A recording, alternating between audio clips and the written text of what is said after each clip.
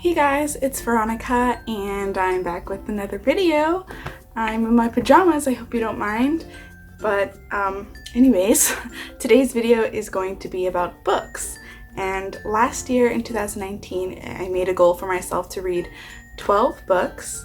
If you haven't seen my goals review video, I'll link it here and down here and you can check that out. But like I said, one of my goals was to read 12 books, so one book a month, which for most people is pretty attainable, but in my case I hadn't been reading for a really long time, so I thought that was a good way to get back into reading. Thankfully I was successful in achieving my goal, so I have a list of all the books that I read in 2019, so I wanted to share those books with you and give you my opinions and my star ratings and stuff like that.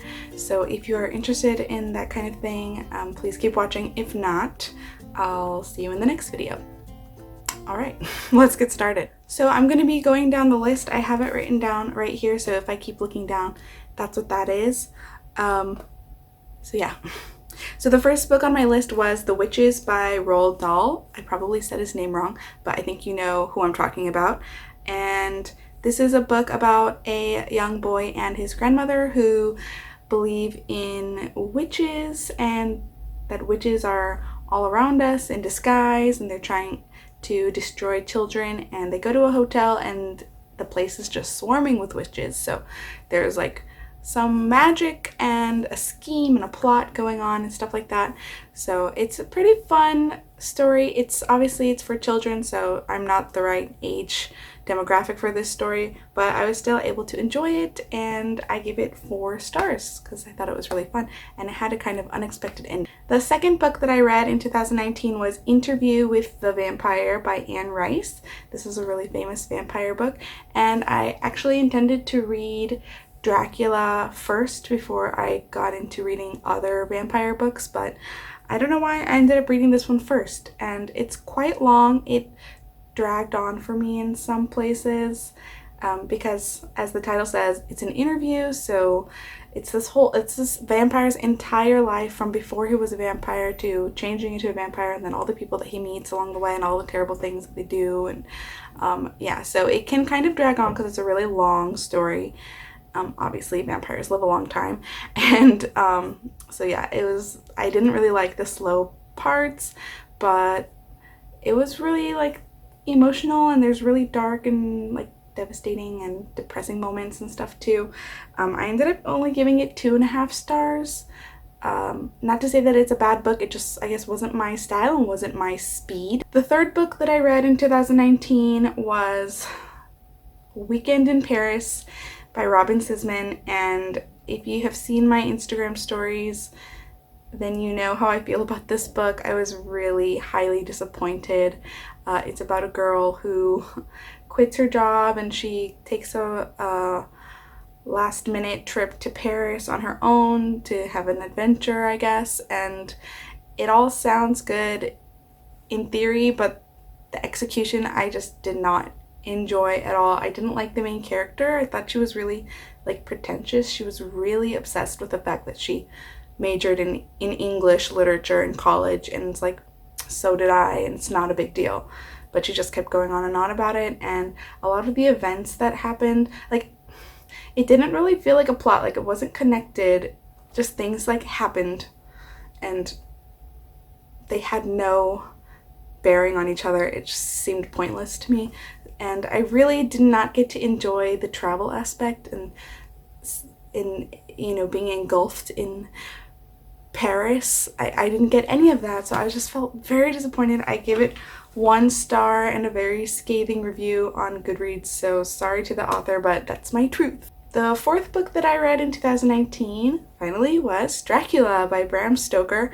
This is like the quintessential original vampire mythology novel, and I'm sure you probably know the story of Dracula.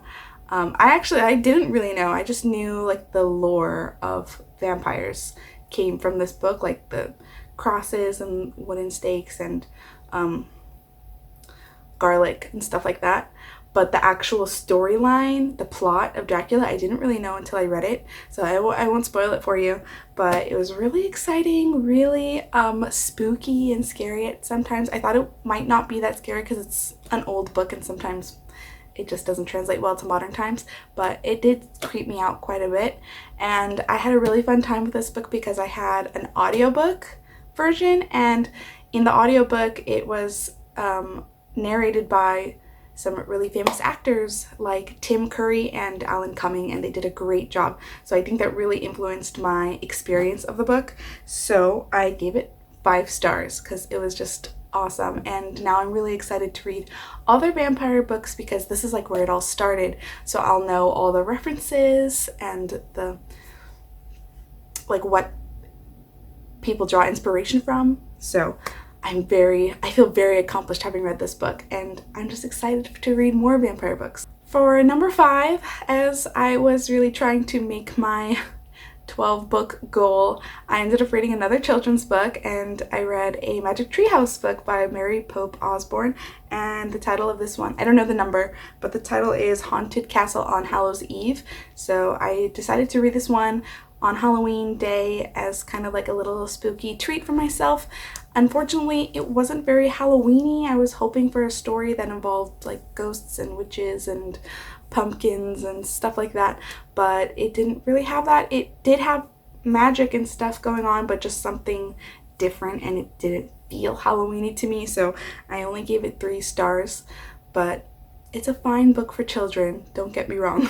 The 6th book that I read in 2019 was Princess of the Midnight Ball by oh my gosh, Jessica Day George. Sorry, oh my gosh, this list.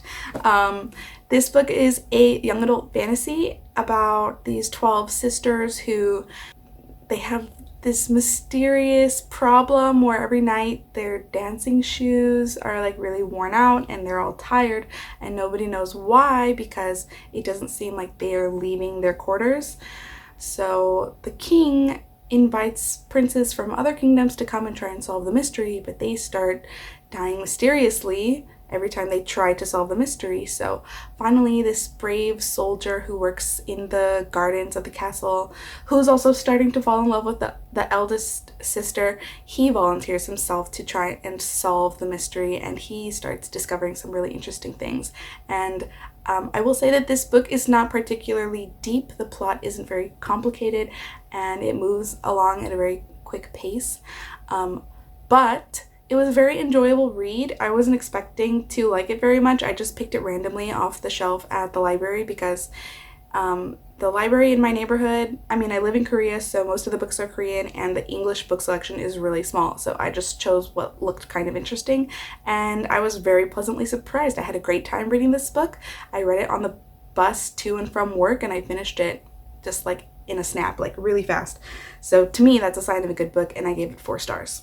The 7th book that I read in 2019 was Divergent, and I did actually read the entire trilogy, but I will just go in order of the books as I read them. So the first book obviously is Divergent, and this is by Veronica Roth. Oh, another Veronica.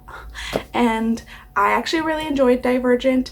I did have to do a lot of suspension of disbelief because, in my opinion, the way that the society works doesn't really make any sense to me. Like, I understand what Veronica Roth is saying, but logistically, logically, it doesn't really make sense. So I had to kind of put that on the back burner and ignore that feeling and just enjoy the story as it was. And it was very fun. It was action-packed, and this also I got through really fast, so I gave it another 4 stars, knocked off a star because it didn't make sense. The 8th book that I read in 2019 was Insurgent by Veronica Roth, so I did read them one after the other, and Insurgent was a little bit less interesting for me than Divergent. Obviously, a lot of stuff is still happening in the story. There's still a lot of action and things going on, but it just wasn't as interesting.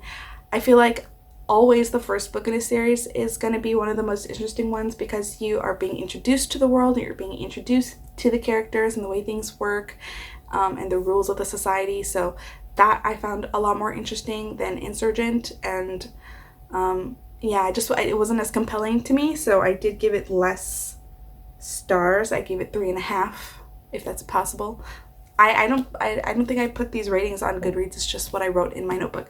3.5. So after Insurgent, the 9th book that I read in 2019 was another Magic Treehouse book. Yeah, they're really short and easy. You can read them in like 1 hour, so it's still a book, so it counts, but yeah, it wasn't really deep reading. But this book was Thanksgiving on Thursday, and this is another holiday book. I read it for Thanksgiving to get into Thanksgiving vibes, and this one I thought was a lot better than the Halloween book because it was very Thanksgiving-y.